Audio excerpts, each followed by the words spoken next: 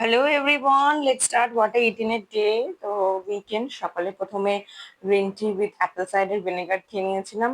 আর তারপরে আজকে পনির পরাঠা বানিয়েছিলাম। হাজব্যান্ড পনির ভুর্জি দিয়ে খাচ্ছে, বাট আমি শুধু পনির পরাঠা একটা জাস্ট শাঁকা। আর তার সঙ্গে লাল চা ছিল। দেন চলে গেছিলাম 44 ডিগ্রি টেম্পারেচারে মাছ আনতে। দেন আসার পথে একটু বেলপানা খেয়েছিলাম, বাট ভীষণ অখাদ্য ছিল খেতে। বেল এমনি মিষ্টি হয়, চিনি মেশাবার কোনো দরকার পড়ে না, বাট ওরা তো আগে থেকেই বানিয়ে রাখে। সো ভীষণই বাজে ছিল। 30 টাকা জলে গেল। দেন এসে লাউ চিংড়ি বানিয়েছিলাম, একটু 60 গ্রাম মতো ভাত যেমন নেই, আর স্যালাড ছিল। আর বড়ি দিয়ে আলু দিয়ে মাছের ঝোল করেছিলাম। একটু ফ্রুট ইয়োগার্ট বানিয়েছিলাম নিজে, সেটাই খেয়েছিলাম সিডস দিয়ে।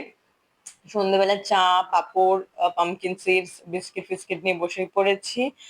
আর দেন কালকে রবিবার ছিল, একবার একটু মন্দিরে চলে গিয়েছিলাম। মন্দিরে প্রসাদ পেয়েছি, পরোটা, তরকারি আর সুজি, যেমন রবিবার দিন থাকে ওদের প্রসাদ।